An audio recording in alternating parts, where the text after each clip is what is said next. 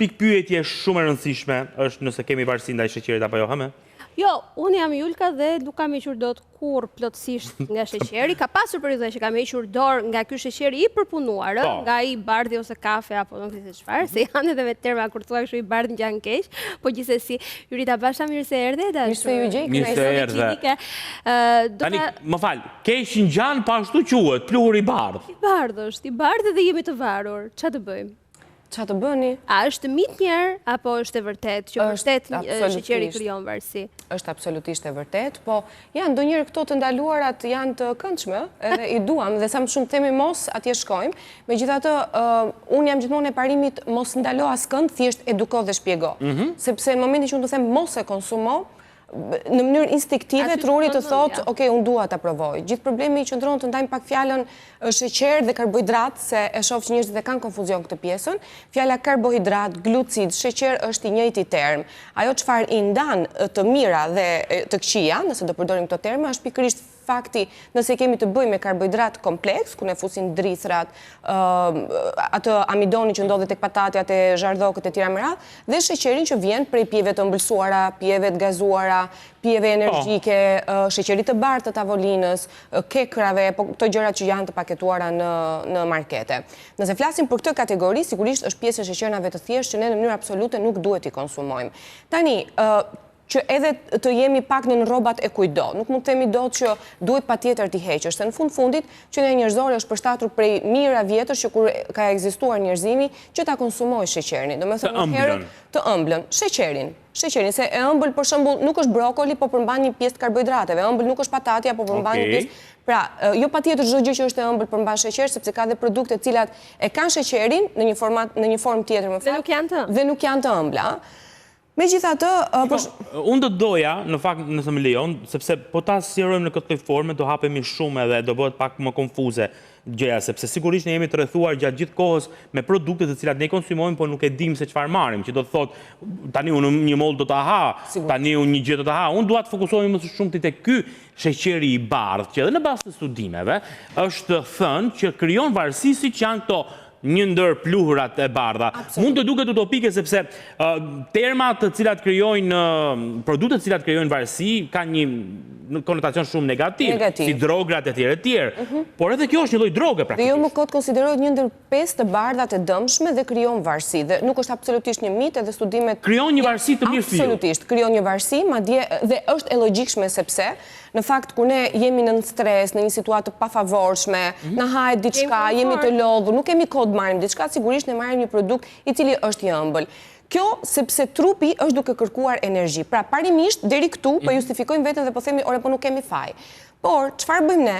Ne nëpërmjet marrjes së këtyre produkteve plotësojmë kënaqësitë tona, sepse nga një produkt i ëmbël na stimulohet prodhimi dopaminës, endorfinës, pra hormone këto të cilat janë të kënaqësisë. Që të bëjnë të ndihesh mirë. Po, por duke bërë shpesh këtë gjë, ne stimulojmë disa gjëndra që ndodhen në trurin tonë që quhen gjëndrat e shpërblimit ose gjëndrat opioide, të cilat krijojnë një varësi nga konsumi këtyre produkteve, sikurse dhe cigaria, drograt, alkooli e të tjera me radhë.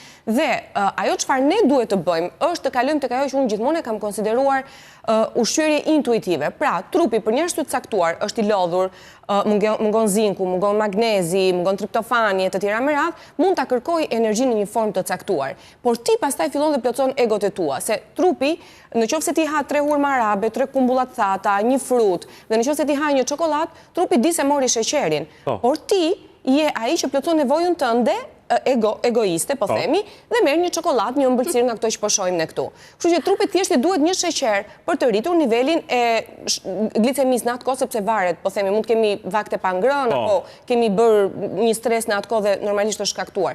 Gjithë problemi qëndron që sa më shumë sheqer të konsumojmë ne, aq më shumë rrisim inflamacionin në organizmin ton. Dhe pavarësisht se inflamacioni në një farë forme konsiderohet dhe si një mbrojtës, se është një lajmtar, na troket nder, hey, kujdes se çka po ndodh, përsëri ne krijojmë probleme me të. Kështu që duhen të paktën paktën 12 ditë, dhe nuk është kaq që thjesht të dalim nga varësia e sheqerit.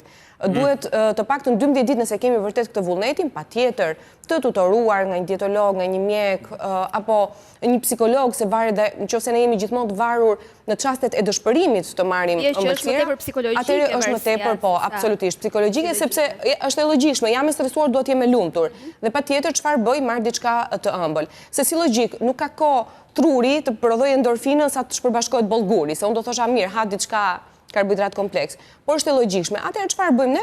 Marrim një sheqer të thjeshtë që mund të jetë edhe një moll, po mund të jetë edhe një dart, po mund të jetë edhe kumbullat e thata, po mund të jetë edhe një kombinim ndërmjet frutave arrore dhe kumbullave të thata. Dhe njëkohësisht ne edhe rregullojmë nivelet e sheqerit për cilat po vuajmë në këtë rast, por nga ana tjetër dhe plotësojmë kënaqësitë tona, ama e ushqejmë organizmin dhe këto gjëndrat opioide me këtë, pra zëvendësojmë. Në një retreat që kam zhvilluar pak më përpara, kam zhvilluar temën e zëvendësimit të zakoneve. Ne zakonisht themi hiqe këtë, nuk bëhet ajo gjëja. Nuk bëhet, sepse ti ke kaq vite që je mësuar në këtë rutinë, nuk mund të them do ty që nesër ti shkon palestër, që nesër ti fillo dietën. Ja pse sa heq bukën dot unë, kupton? Jo, po s'ke zëvendësosh me diçka tjetër. Absolut, s'ke pse heq bukën, ama çfarë bëjmë? Fillojmë zëvendësojmë zakone të vogla çdo ditë. Nëse unë sot s'kam pirë deri mëngjes, s'kam pirë mjaftueshëm ujë, sot filloj të shtoj një gotë ujë në ditën time. Nesër filloj të bëj hapa më shumë. Pas nesër provoj ta tentoj që të mos marr çokoladë me qumësh, por të marr një çokoladë pak më fondente.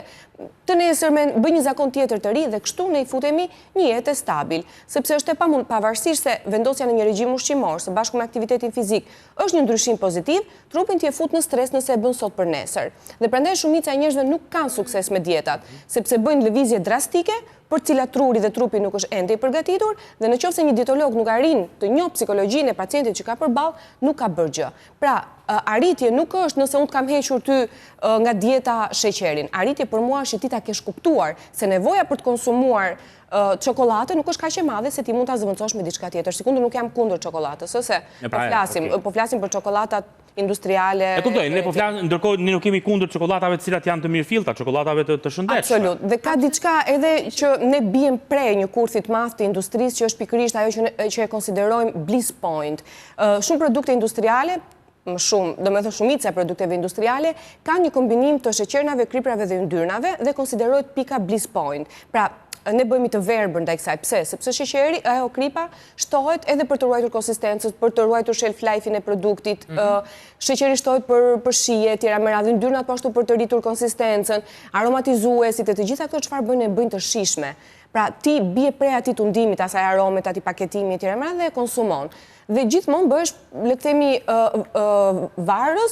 i varur, po themi nga i produkti caktuar. Kështu që edhe industria ka ditur të luajë mirë me mendjen e njerëzve, sepse thash, dikush që duhet të bëj një produkt, patjetër duhet të njohë, ose të bëj një veprimtari, duhet të njohë psikologjin e klientit, e popullatës e të tjera me radhë, dhe në këtë rast industria ka gjetë fare mirë. Pra, varësia nga sheqeri sigurisht është e vërtet, nuk është as pak mit, edhe mund të jemi shumë të varur këtu, edhe juve që po na ndiqni nga ekrani, një nga mënyrat për ta luftuar këtë varësi, nga ajo që po kuptoj, është që të zëvendësojmë në mënyrë graduale. Se shikoj, Julka, është dhe diçka. Ushqimi është përtej gjithçka ne flasim. Më të paktën unë kam preferuar që fushën time të dietologjisë ose mënyrën si unë punoj. Ushqimi është dashuria më e sinqertë në këtë botë. Po, ta lidh pak edhe me anën psikologjike se ashtu është.